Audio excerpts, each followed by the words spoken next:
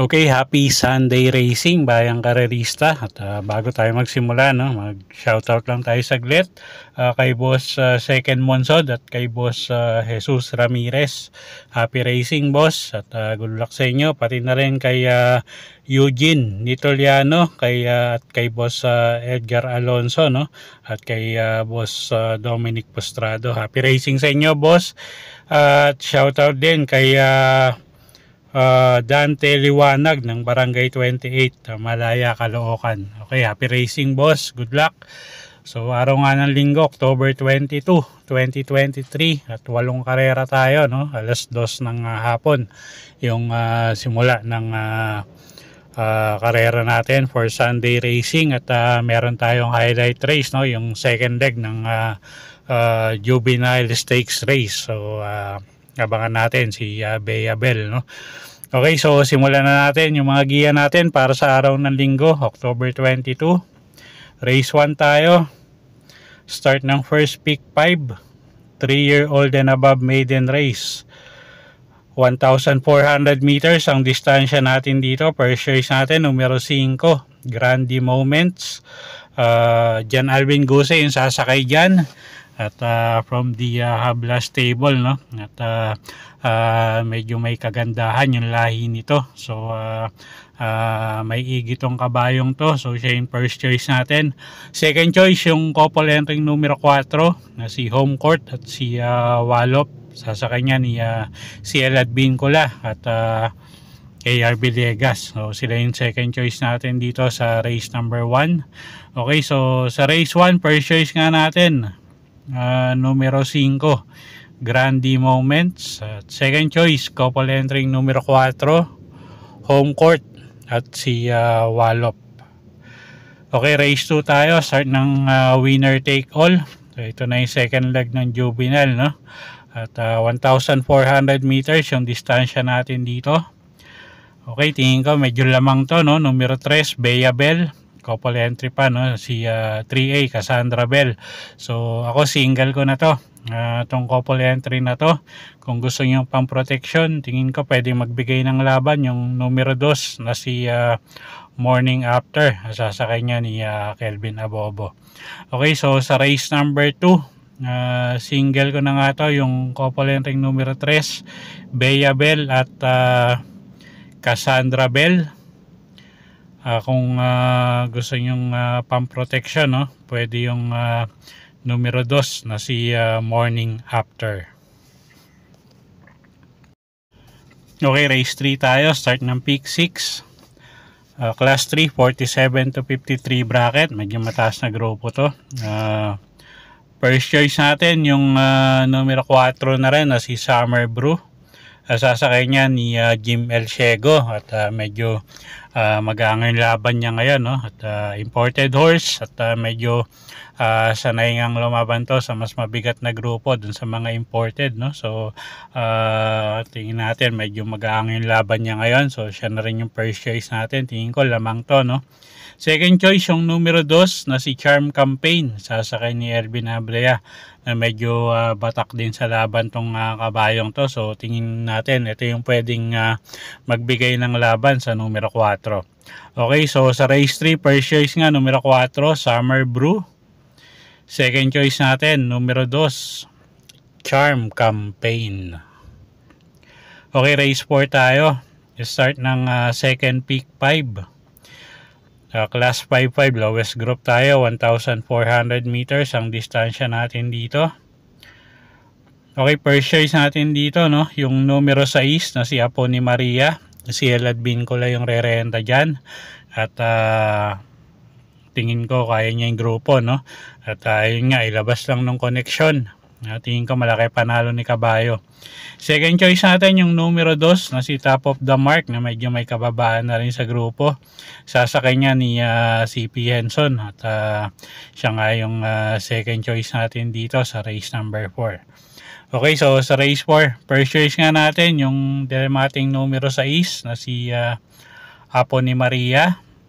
Ang second choice natin yung numero 2 na si Top of the Mark. Okay, next race tayo, race number 5. Start ng peak 4. Distansya natin dito 1,400 meters. Class 5, 6 to 10 bracket, 8 kalahok. Okay, first choice natin, no, numero 1 na rin na si Love Radio, sa ni John Alvin Guse.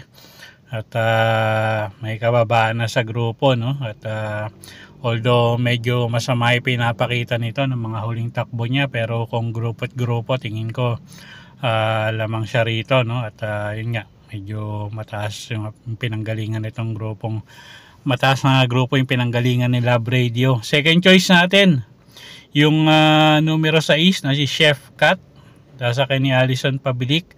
Third choice natin dito pang dehado yung numero 5 na si Advocacy. Okay, so sa race 5, first choice nga numero 1 Love Radio. Second choice natin yung numero 6 na si Chef Cat. At third choice natin pang dehado yung numero 5 na si Advocacy. Okay, next race tayo, race number 6.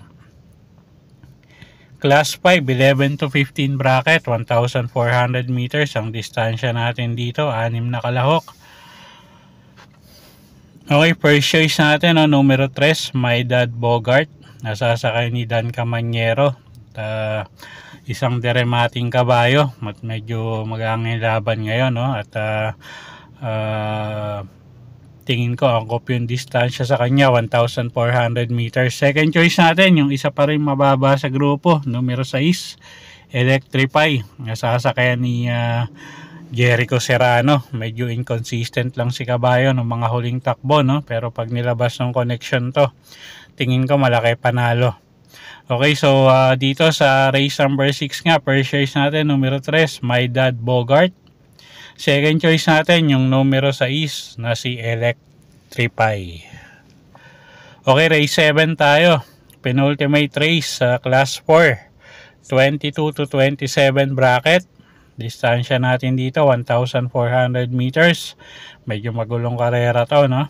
At first choice nga natin dito yung numero 2 na si Eutychus. Nasa kaya ni apprentice rider Virgil Galieta. At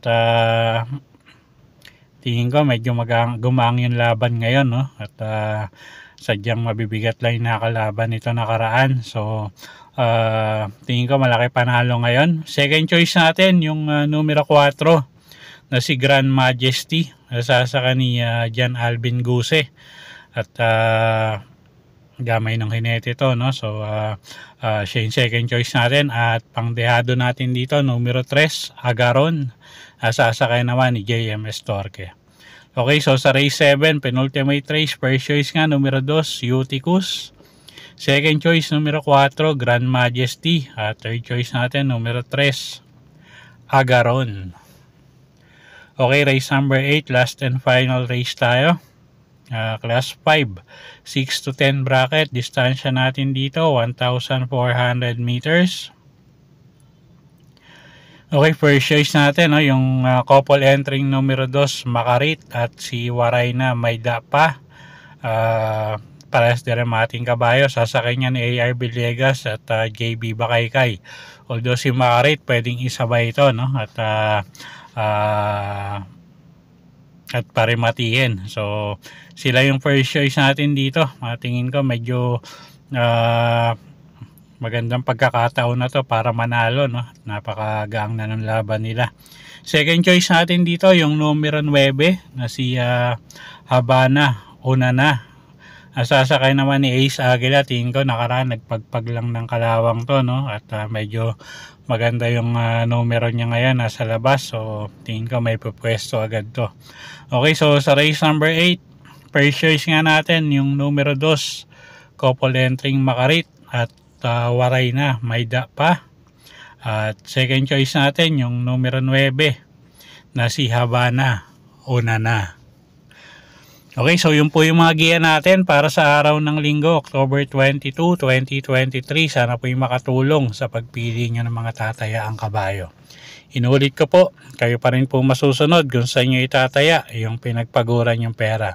Good luck po at happy Sunday racing sa inyo, bayang karerista.